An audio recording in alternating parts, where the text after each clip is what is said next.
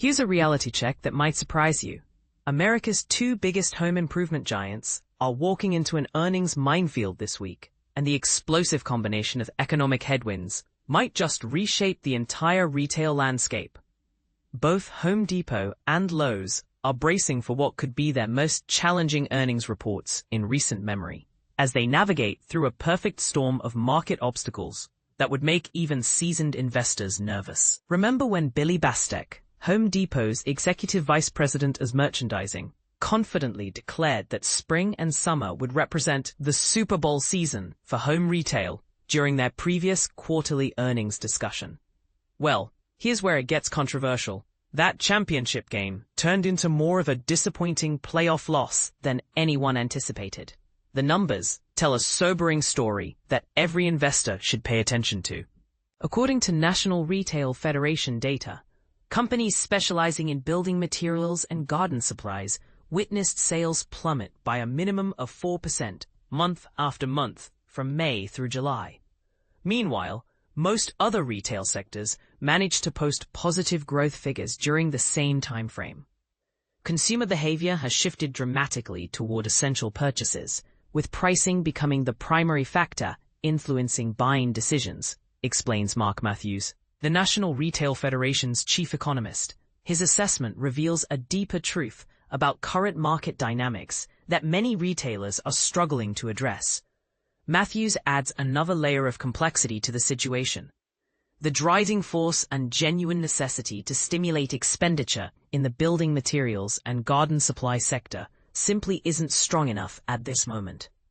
But here's the interesting contrast. Retail sales actually experienced a significant boost in July, primarily driven by consumers purchasing back-to-school merchandise. The housing market presents its own set of formidable challenges.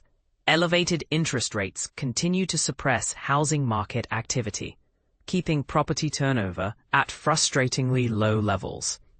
This creates a domino effect that directly impacts home improvement spending patterns.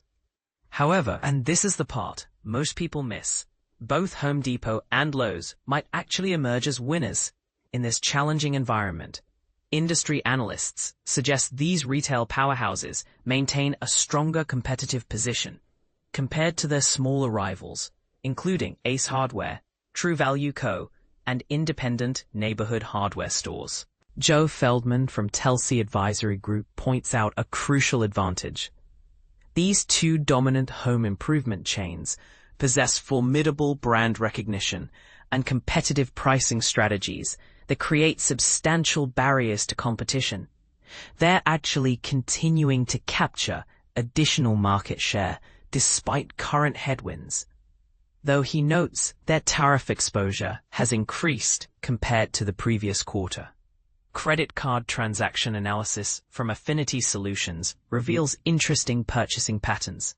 Home Depot's sales performance showed relatively stable year-over-year results in May and July, experiencing only a 3% decline in June.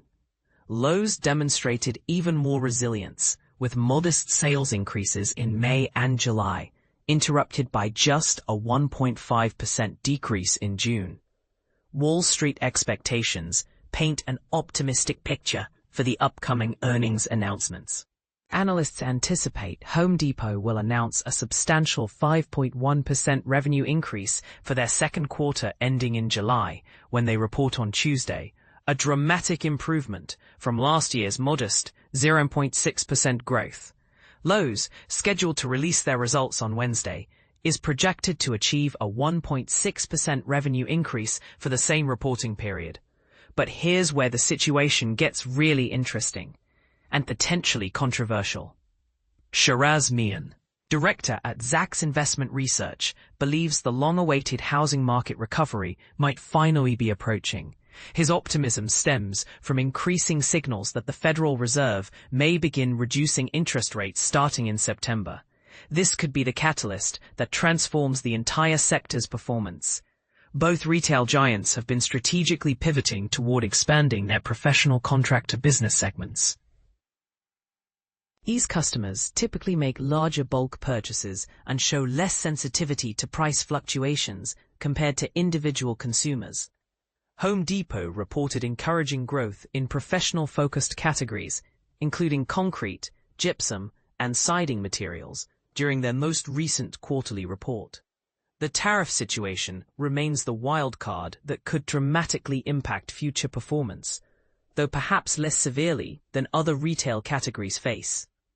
Both companies source more than half their inventory from North American suppliers, providing some protection against international trade disruptions.